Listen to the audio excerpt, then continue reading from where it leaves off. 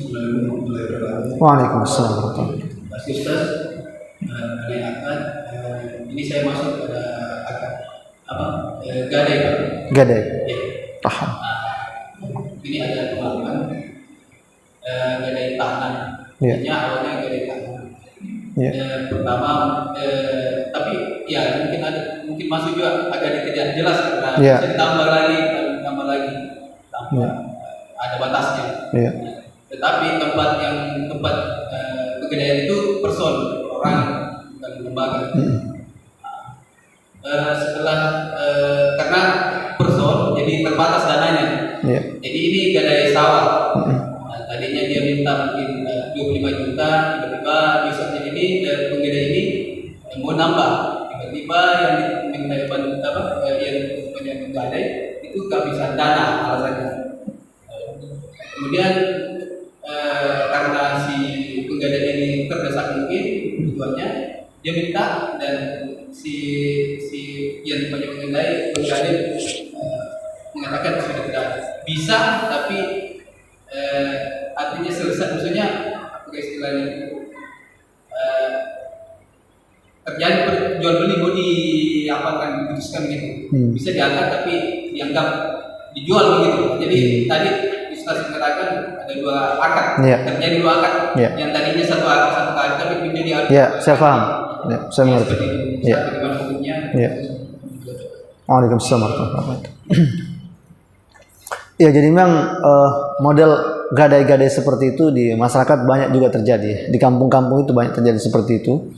Jadi faktanya ada seorang petani, misal ya, petani ini butuh uang, datang dia ke orang kaya, anaknya mau nikah, ini habis lebaran musim kawin, ya, habis lebaran musim kawin, banyakan mana? Habis lebaran apa sebelum lebaran? Sebelum Ramadan.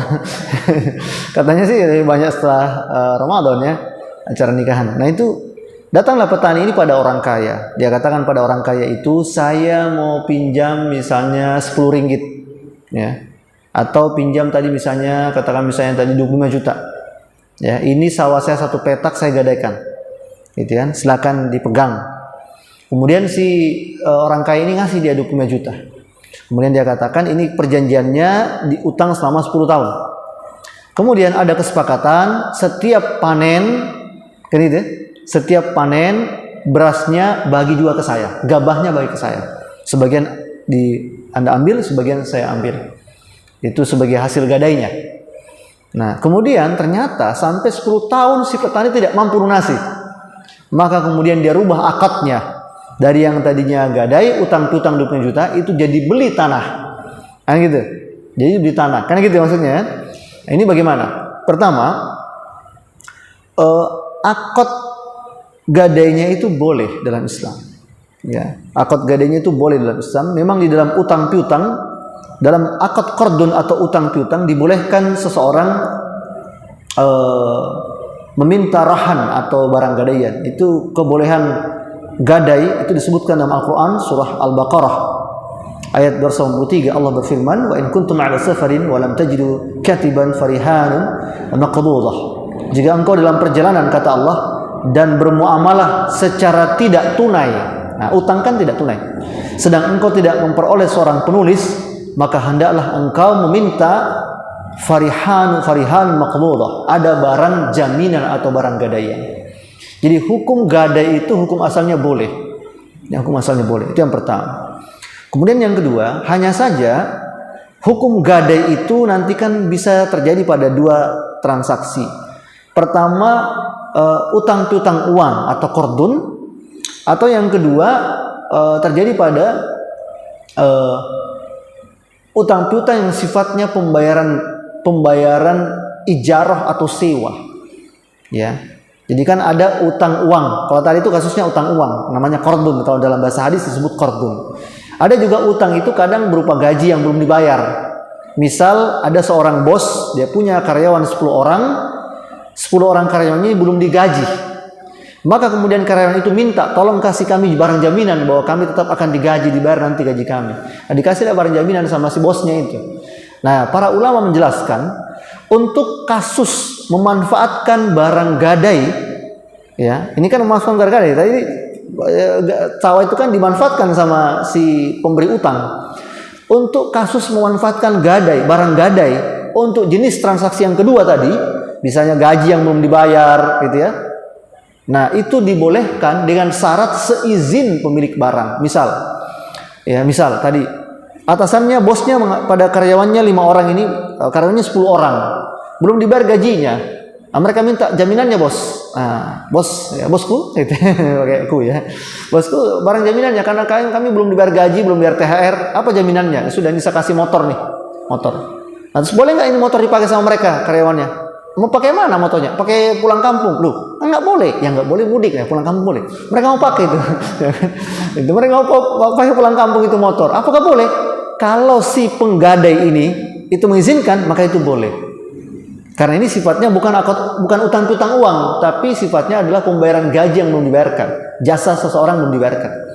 Itu. Tapi kalau untuk utang piutang uang, qardun namanya, ya, baik sepersetujuan pihak yang berutang ataupun tidak boleh yang memberi pinjaman itu mendapatkan manfaat dan keuntungan dari barang gadaian. Nabi SAW bersabda, kullu qardun jarra manfaatan fahuwa riba. Semua qard, semua utang piutang uang yang mengalir manfaat bagi si pemberi utang, fahuwa riba, kata Nabi, itu riba.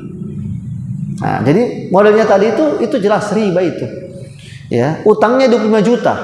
Tapi selama 10 tahun orang yang ngasih utang 20 juta itu dapat gabah terus tiap panen. Panen berapa kali? 2 kali setahun panen. Dapat gabah terus. Dan berapa itu harga gabah? Setahun dia dapat 2 karung, katakanlah 2 karung itu 2 juta, 1 juta 1 karung. Berarti total selama 10 tahun berapa dia dapat? 2 juta per tahun kali 10 tahun 20 juta. Itu adalah manfaat keuntungan yang diperoleh dari hasil kasih pinjamkan uang 25 juta tadi. Dan itu 20 juta itu apa? Itu tambahan dari pokok. Berarti riba. Kan gitu. Itu riba. Tambahan dari pokok utang. Maka itu riba. Ya, jamaah rahmatullah. Meskipun si petani tidak keberatan, saya nggak merasa dizolimi. Zolim nggak zolim bukan mau Anda, maunya Allah, itu namanya ukuran zolim. Jadi yang menetapkan ini zolim nggak zolim itu bukan dari perasaan manusia, tapi Allah yang tetapkan ini perbuatan zolim, ini perbuatan tidak zolim. Itu Allah yang tetapkan. Kadang-kadang kita itu ukuran zolim sesuai perasaan. Sampai ada ibu-ibu tanya, Ustadz, temanku zalim sekali sama saya.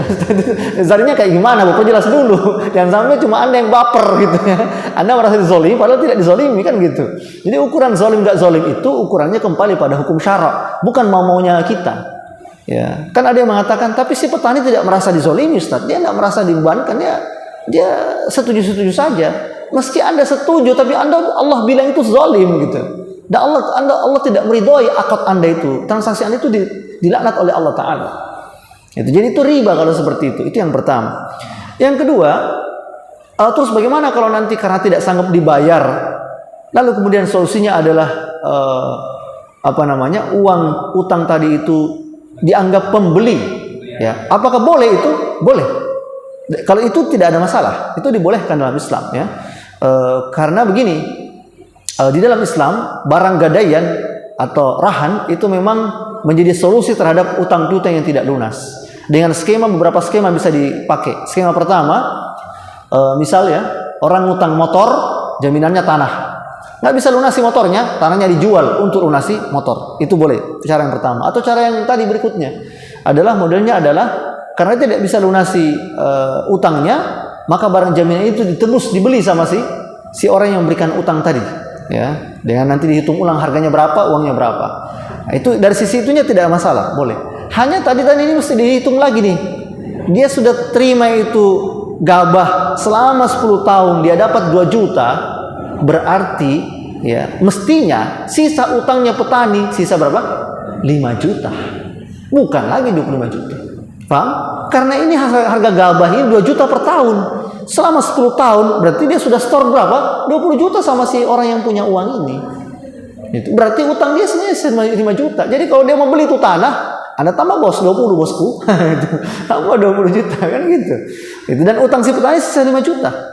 Nah, itu yang benar itu dan tidak dizolimi harus seperti itu. Dan begitulah caranya bertobat si rentenir tadi itu. Kalau dia mau tobat, orang kaya tadi itu dia mau tobat, cara bertobatnya adalah hitunglah gabah itu sebagai pembayaran utang dan jangan hitung itu sebagai manfaat dari utang piutang, tapi hitung itu sebagai pembayaran utang. Wah, kalau begitu Ustaz, tidak ada dong, tidak apa sama sekali. Gitu. Memang kita ini sudah terlanjur di apa? Kita ini sudah terlanjur, umat Islam ini sudah terlanjur dididik untuk berpikir kapitalis, ya, berpikir keuntungan. Ya, laisa fulus mampus, itu kaidahnya itu di masyarakat, ya. Laisa fulus mampus. Pokoknya setiap mau sama orang itu mau minta tolong mau apa, pikirannya bagaimana saya bisa dapat untung. Gitu ya. Tidak pernah kita berpikir sebagaimana kehidupan pada masa Nabi. Pada masa Nabi itu sahabat Abdurrahman bin Auf, kaya raya dia. Ya, Abdurrahman bin Auf itu hampir seluruh penduduk Madinah ngutang sama dia. Muslim non muslim ngutang sama dia, hampir semuanya. Ya, hampir semua. Dan kebanyakan dari hampir semua penduduk Madinah itu utangnya dianggap lunas sama Abdurrahman bin Auf. Orang yang meninggal lunas. Lunas. Gitu. Dan itu otomatis bernilai sedekah kan? Itu bernilai sedekah. Ya, kalau hitung-hitungan kalkulasi rugi dong gitu. Rugi gitu. Ya, tapi Abdurrahman bin Auf tidak berhitung kalkulasi, tapi dia berhitung dengan iman. Bahwa uang ini saya telah menolong. Nabi menjanjikan dalam banyak hadis yang sahih, siapa yang menghilangkan kesusahan saudaranya di dunia, Allah akan hilangkan kesusahannya di hari kiamat. Kan gitu kata Nabi SAW. Siapa yang menolong saudaranya di dunia, Allah akan tolong nanti di hari kiamat. Maukah kita tolong Allah di hari kiamat? Ya, saya yakin semua orang mau ditolong. Hari kiamat itu tidak ada yang bisa menolong kita kecuali Allah. Tidak ada. Dan itu Nabi janjikan, siapa yang menolong saudaranya di dunia, Allah tolong nanti di hari kiamat. Sehingga kalau kita ngasih utang sama orang, jangan berpikir dapat untung. Berpikirlah saya sedang menolong saudara saya. Ya, berpikir saya sedang menolong saudara saya. Wallahu a'lam bishawab. Demikian. Mungkin sudah masuk Isya ya. Sudah masuk Isya. Ya. Masih ada? Iya. Mungkin ada pertanyaan lagi, Ibu. Cukup. Bapak mungkin lagi usaha kalimatannya. Masih ada satu. Ya, singkat ya Pak. Iya, mengenai program pemerintah guru Pak, Iya. tidak menggunakan agunan, baru sampai 100 juta Pak. Iya. Jadi sekarang sudah ada program pemerintah guru. Ada bunganya tidak? Ada. Nah itu dia Pak masalahnya. Ya, jadi panggilkan tukang sengsong, potong dulu itu bunga, pangkas semua itu bunga, sisakan potnya. Jadi pertanyaan saya, siapa yang tanggung dosanya? Ya tentu saja yang berdosa disebut dalam hadis Nabi, dalam hadis-hadis yang sahih riwayat Muslim, Bukhari dan yang lainnya. Nabi menjelaskan, sahabat menceritakan, na'ana Rasulullah sallallahu alaihi wasallam akilu riba wa mukilahu wa katibah wa syahidan wa qalahum sawa'un. Nabi melaknat 5 orang dalam dosa riba, pemakan riba, bank, pemberi riba yang utang, pencatatnya, karyawannya, kemudian 2 saksi di antara mereka, ya karyawan-karyawannya. Wa qala, Nabi bersabda, hum sawa'un, mereka itu semua sama saja, sama-sama terlibat dalam dosa riba. Jadi yang berdosa siapa dong? Yang berdosa pihak bank yang berdosa karena membuat akad riba, pihak orang yang menerima dana kur juga berdosa karena dia membayar riba, ya, dia memberi riba, ya, karyawan-karyawannya yang mencatat berdosa juga. Tapi yang paling berdosa adalah penguasa, pejabat. Mengapa? Karena mereka lah yang membuat kebijakan, mereka pula yang tidak menolong rakyatnya, padahal kewajiban mereka mestinya menolong rakyat, memberikan pinjaman tanpa bunga, mestinya begitu. Ya, mestinya negara itu membantu rakyatnya. Kalau toh tidak dibantu subsidi modal, paling tidak dikasih pinjaman yang tanpa bunga. Ya, mestinya seperti itu. Yang jelas, kalau dari sisi usaha tetap halal. Orang itu ngutang sama bank untuk buka usaha, usahanya halal. Ya, karena yang haram itu bayar bunganya. Adapun usahanya tetap halal, hasil usahanya juga tetap halal. Maka bagi yang terlibat kredit seperti itu, usahakan cepat-cepat. Kalau usahanya sudah maju, kembalikan cepat, lunasi cepat utangnya, dan bermodal tanpa bantuan bank lagi, insya Allah. Demikian. Ada saya kira usaha yang tidak terlalu butuh bantuan bank, ya misalnya kayak usaha apa kamu? Saya press ban, nah itu mungkin bagus ya. Usahanya pakai bantuan bank dari press ban ya. Tergantung berapa banyak ban motor yang bocor gitu. Allah a'lam bishawab. Ada demikian dari saya. Subhanakallah bihamdik, asyhadu an la ilaha illa anta wa astaghfiruka wa atubu ilaik. Wa akhir da'wana alhamdulillahi alamin wa minkum. Wassalamualaikum warahmatullahi wabarakatuh. Waalaikumsalam.